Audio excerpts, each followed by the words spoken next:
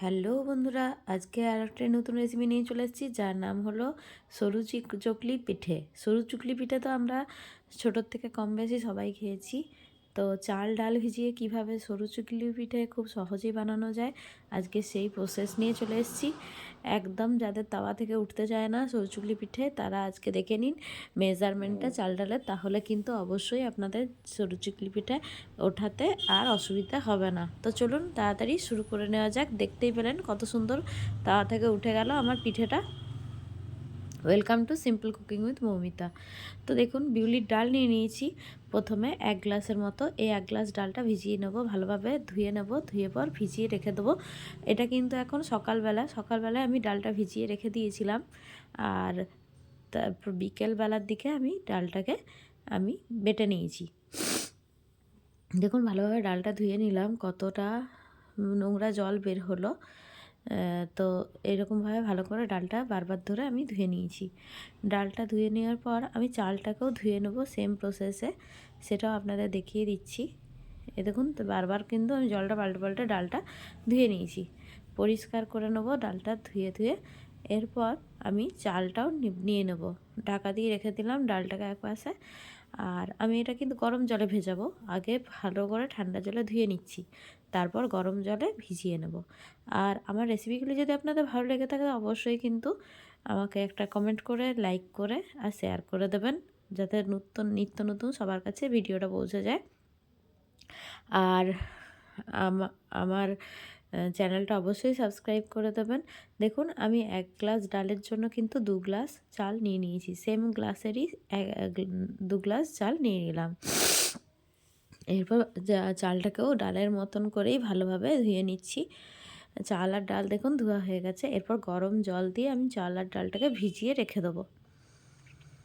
দেখুন গরম জল ফুটিয়ে নিয়েছি ইলেকট্রিক কেটলে, ভালোভাবে চাল ডালের মধ্যে ভিজিয়ে দিলাম।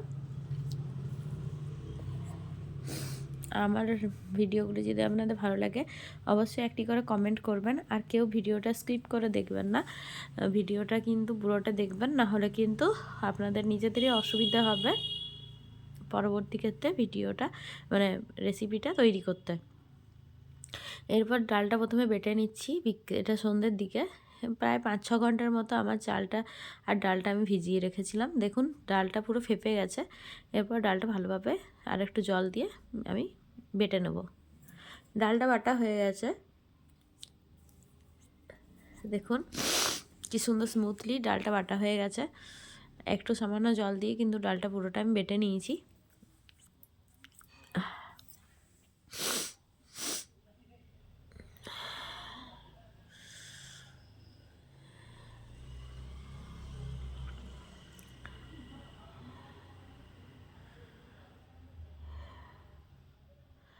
আর আমার ভিডিওগুলি যদি ভালো লেগে থাকে অবশ্যই লাইক, কমেন্ট, শেয়ার আর সাবস্ক্রাইব করে দেবেন। আর আমার চ্যানেলটি অবশ্যই সাবস্ক্রাইব করে আমার পাশে বেল আইকনটি প্রেস করে রেখে দেবেন, যাতে আমার ভিডিওর প্রত্যেকটি নোটিফিকেশান আপনাদের কাছে সবার প্রথমে পৌঁছে যায়।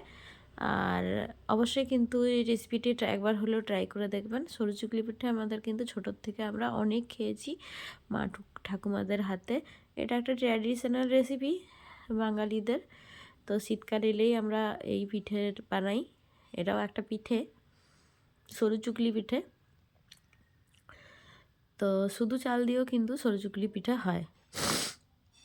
আমি এখানে চাল ডালের করে দেখিয়েছি, এরকম করে করলেও কিন্তু ভালো লাগে, খেতে টেস্টি লাগে, আর কিছুই না। ডালটাও আমি চালটাকেও বেটে নিয়েছি। চালে আমি একটু জল দিয়েছিলাম, তার জন্য চাল বাটাটা একটু পাতলা হয়েছে, তাতে কোনো অসুবিধা নেই, আমাকে তো জল মেশাতেই হবে। তো দেখুন আমি পাশে জল নিয়ে, মিক্সি ধোয়া জল নিয়ে চলে এসেছি, আর চাল আর ডালটাকে ভালোভাবে করে মিশিয়ে নিলাম। এর পরিমাণ মতো আমি নুন দিয়ে দিচ্ছি চাল আর ডালের মধ্যে, আর গোটা জিরে দিয়ে দিলাম, ভালোভাবে মিশিয়ে নিচ্ছি। এখানে কিন্তু আদা, কাঁচা লঙ্কা বাটাও দিতে পারেন সরু চিকলি পিঠে বানানোর জন্য। এবার পুরো ব্যাটারটা আমি ইউজ করব না, কিছুটা ব্যাটার তুলে নিচ্ছি যেটা সরু চিকলি পিঠে করব, এবং সেটার মধ্যে আমি জল রেখে দেবো।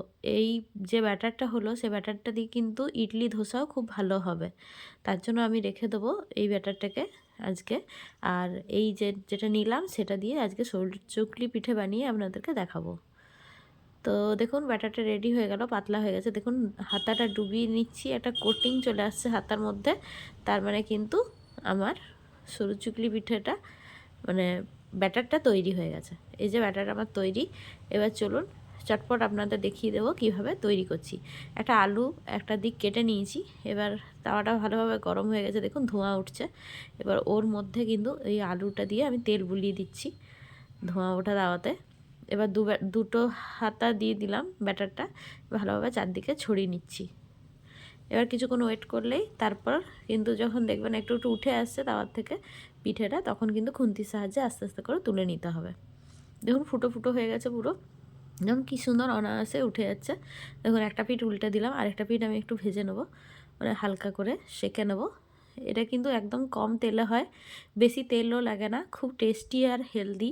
এই রেসিপিটা অবশ্যই বাড়িতে একবার হলেও ট্রাই করে দেখবেন, খুব ভালো লাগে। এই শীতকালে খেজুর গুড় দিয়ে এই সরু চুকলি পিঠে খেতে কিন্তু দারুণ লাগে। আরও একটা বানিয়ে আপনাদের দেখিয়ে দিচ্ছি। দেখুন সেম প্রসেসে তাওয়াটা একটু গরম হয়ে গেলে আরও দুটো হাতা দিয়ে দিলাম, নিয়ে আর ছড়িয়ে দিলাম চারপাশটায়। যেরকমভাবে আপনারা উল্টাতে পারবেন সেই রকমভাবেই ছড়াবেন, বেশি বড় করতে যাবেন না, তাহলে কিন্তু ভেঙে যেতে পারে। তো আমি যতটা পারি ছোট করার চেষ্টা করি, ছোট ছোট করলে কিন্তু ভালো হয় খেতে, মানে ভালো লাগে দেখতেও, উল্টাতেও সুবিধা হয়। দেখুন আমি চারপাশটা ছাড়িয়ে দিলাম প্রথমে খুন্তির সাহায্যে, তারপর এই যে রেডি হয়ে গেল চাল ডাল দিয়ে সরু চুকলি পিঠে। কেমন হয়েছে সরু চুকলি পিঠেগুলো দেখে নিন, খুব দারুণ হয়েছে কিন্তু। একবার অবশ্যই বাড়িতে বানিয়ে কিন্তু দেখবেন, খেতে কিন্তু দারুণ লাগে। দেখুন আমার প্রত্যেকটা সরু চুকলি পিঠে কিন্তু তাওয়া থেকে অনায়াসে উঠে যাচ্ছে। এরকমভাবে এই মেজারমেন্টে বানিয়ে দেখবেন, খুব ভালো লাগবে। Thanks for watching this video. দেখা হচ্ছে নতুন ভিডিওতে, ততক্ষণের জন্য আজকের মতো টাটা, বাই বাই।